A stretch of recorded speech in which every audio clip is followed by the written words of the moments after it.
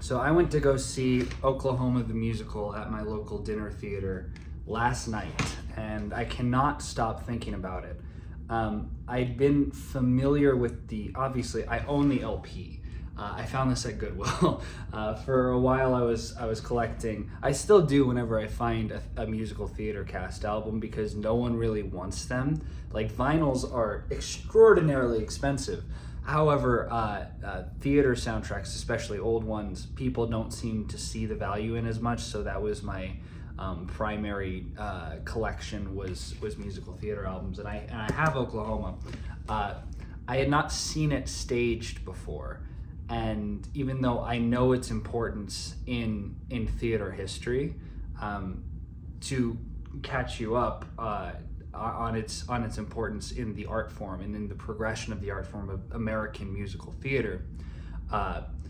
Prior to this show and prior to Rodgers and Hammerstein's first musical, Showboat, the primary expression of the art form was in a vaudevillian sense, sometimes a burlesque show sense, minstrel shows, those kinds of things where it was very much physical comedy based, entertainment based. It wasn't necessarily a plot driven type of thing, and it certainly wasn't an art form where you would use the medium of song to draw upon the character's emotions and further the plot line through the music, which may come as a surprise to us in the year of our Lord 2025, where everything musical theater is sort of this sort of contemporary, almost operatic. It functions in the same way opera used to, where the music is about the character's journey and is about and follows the character's arc. And we have I Want songs and blah, blah, blah, stuff that furthers the plot. That wasn't commonplace because it was vaudeville. That was all American theater was at the time. So Rodgers and Hammerstein, through through Oklahoma and through their other early shows like Showboat, really pioneered this concept of let's make the audience feel what our characters are feeling. Let's actually tell a story with our shows and not just entertain. So that's what Oklahoma was. Oklahoma also was the first musical ever to have a cast album LP. And that just sort of showed the evolution of the art form to where it was kind of being taken seriously as an art form that could be cemented in history and be like taken home with you to play on your record player, you know? What was I saying? This is the hard part with these unscripted videos is I forget my train of thought. I saw it last night and I had not seen it before. It was one of the strangest experiences of my life. I was expecting sort of anything goes. I was expecting like a Cole Porter show or expecting something akin to Rodgers and Hammerstein's other material. I'm pretty familiar with Carousel, and so I was sort of expecting Carousel. And I was like, okay, Sound of Music was way later on, so I wasn't necessarily expecting Sound of Music, but I was expecting something probably similar to Carousel, where it was like a lot of just nonsense, but a pretty tightly wound story. I think, here's the thing. I think that there's an entire narrative that I picked up on that was not intended by the original authors in the slightest, and it was so jarring for me. I took this thing in as a total horror story. This is such a twisted, messed up. It's so screwy. It's so dark. Okay, so we have our main character, right? Curly, this frickin' dork. He is trying to win over whatever her name is. I can't even remember. And the whole story is this love triangle between him, her, and this farmhand named Judd, who could be in the book here somewhere. I don't know. He's probably him. I saw the stage version. I have not seen the film. And there's a scene where this girl is gonna go to this like social dance or something, right? And this guy offers to take her. Curly offers to take her, but she says no. And to make him jealous, because they're just playing mind games with each other, she tells Judd, the farmhand, that he can take her. Now, Judd is a little bit of a creep. He's a little bit of a weirdo. What the heck is he doing here? That was a little reference to an incel song. If no one else, that was so stupid. I'm bailing from that joke. I'm bailing from it. And she decides to go with Judd to make him jealous, to get revenge on him for making up this story about the Surrey with fringe on top or something. I don't know. It doesn't quite make sense. And so this guy finds out about that, and so he's gonna go pay a visit to Judd. He pays a visit to Judd, the farmhand, the sort of antisocial, kind of a little bit of a dare I say, I think. I'm not gonna say that. I'm filtering that. I'm filtering that for the internet. That you'll never know what I was gonna say. He's a little bit of a strange man, a little bit of a creep. And Curly goes into his little shed, and he goes on this whole diatribe. And this is the point in the show where I was questioning my own existence. It was like, this is so weird, and this is so surreal, because Curly goes full on villain mode, and tell me I'm not the only one experiencing this. Curly goes full on villain mode and goes on this diatribe of like, hey Judd, you got a nice rope hanging here, you could hang yourself, you could commit suicide. And wow, how great would the funeral be? And they sing a whole song about it, about how he sings a song about how great his funeral to be. And in this story, you have to remember, all these characters are stupid. Every single character in this flippin' show is an idiot. So I was thinking, this guy's actually gonna hang himself. And it was also just like, Curly just goes full. Is this supposed to be funny? Am I supposed to be laughing at this? Curly is going full on villain mode. He is willing to convince. This is just a guy. This is a guy. The girl he's interested in is deciding to go with instead of him, just almost as a joke. Like, he knows that she has no attraction to him, and she's just doing it to make him jealous. He knows that. Curly knows that, but he is willing to go to this guy and try to convince him to commit suicide, just to I don't even know why. Why is he doing that? That is full-on villain behavior. That is not a behavior of these archetypal good and evil characters that we see in these old-fashioned musicals. What is going on? I was expecting sort of like, oh, this is the good guy, this is the bad guy, and they love their romance has no substance, and that's how all these shows go. Why?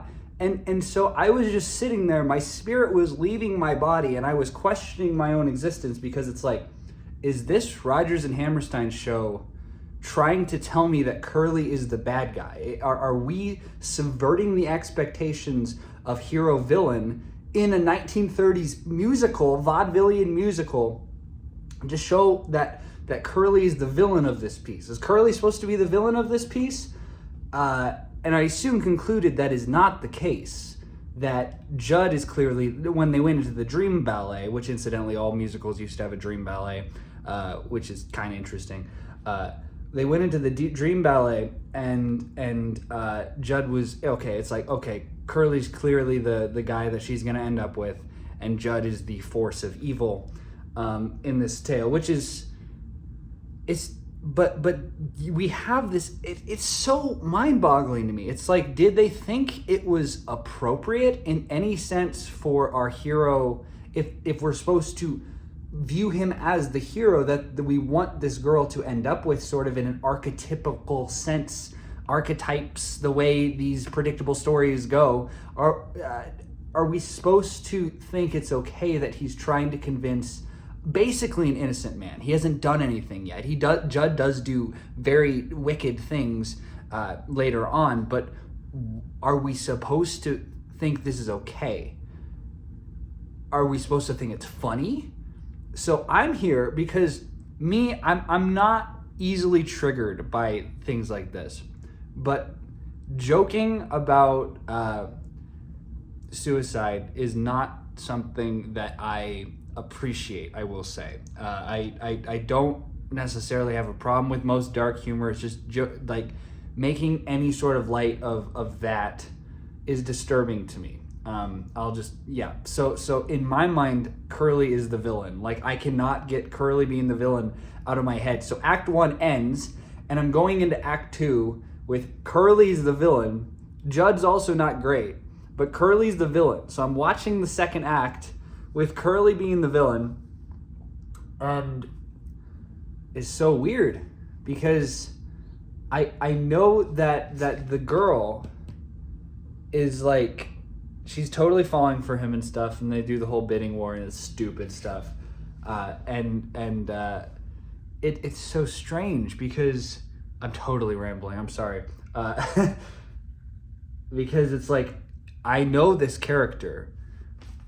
Girl, I know who this guy actually is. I've seen it. He's a guy he's a psychopathic character. He's willing to try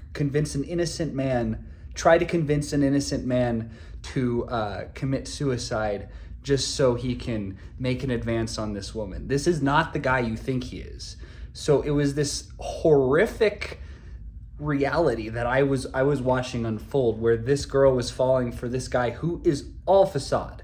It's clear that he's facade. It's almost like, this is what is so weird about it. It like feels like Rodgers and Hammerstein are trying to present like a deeper narrative that I know they're not, because this is not what was normal for musical theater at the time. But it's almost as if they're trying to present a deeper narrative where Curly is a liar, because you look at the second song in the show, Surrey with the Fringe on Top, or whatever it's called, where he's lying, basically. This structure didn't exist at the time, but this is structurally where the I Want song would go, or the I Am song, or the Thesis song, whatever you want to decide to call it. Just sort of the character summation song of our protagonist.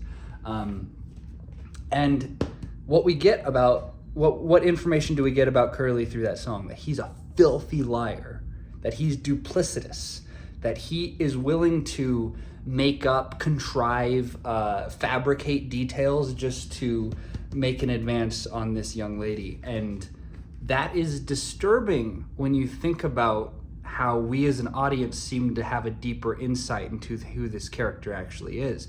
And there's hints at this like very horrific, deeper story where it's clear that this guy is a monster. Curly's a monster, and she is not aware that she's marrying a monster. And that's the story that I beheld last night. In the end, Curly ends up murdering Judd, whatever his name is, as self-defense on their wedding, because Judd is a poor little incel guy. I don't know if he's poor. He's an incel, all right. And he tries to murder Curly, and Curly, in self-defense, stabs him. And then there's a scene where they're doing a mock trial so he can get to Oklahoma for his honeymoon, and they're doing sort of a mock trial, and Curly is defending himself, where he's like, yeah, I was doing it for self-defense, but then and then the judge cuts him off because he knows if he incriminates himself in any way, he can't go on his honeymoon. And it's like, something's really weird about that. Like, something's really bizarre about that line exchange. It's like almost like he wanted to do it, like take revenge on Judd. And you can see these glimpses into who Curly actually is. And then we cut to a scene, another monologue by Aunt Eller, I believe her name is, talking to, I wish I remembered the main heroine's name, whatever the main heroine girl's name is, and she's emotionally distraught from a murder being committed at her wedding. And Aunt Eller says, these kinds of things happen. She's giving her, and you need to prepare your soul to be hardy, is what she says, because these things are going to come. And it's almost like foreshadowing. It's like, there will be a time when this guy's, this is so strange. This guy will be revealed to be the monster that he is, that is willing to convince another man to commit suicide for basically no reason, just for his own selfish gain. And who wants to kill for revenge. You see it so many times. I don't know. That's Oklahoma. That's what I got out of Oklahoma. It's so bizarre. And it's like, I feel like I was reading into something deeper, that it feels like it's intentional though. It's just so strange. Why does it feel intentional? Because it's clearly not. But if it's not intentional, what were these guys thinking? I don't know if it's Rodgers and Hammerstein who did the book for this, but like, how is it remotely possible that anyone would think that convincing another man to commit suicide is okay in almost any situation? We don't even see Judd's evil side when Curly's trying to convince him to hang himself. It's so twisted, so messed up. It's Joker-like behavior. This man is literally the Joker from the movie Joker. And it just feels too twisted and too maniacal to not be intentional. Is this just boomer humor? Is this funny to you guys, you old people who watch my videos? Is this comical? I am aghast. I'm so thrown off my rocker by this show. I'll give it that. It was a wild ride, and I think it was pretty good, actually.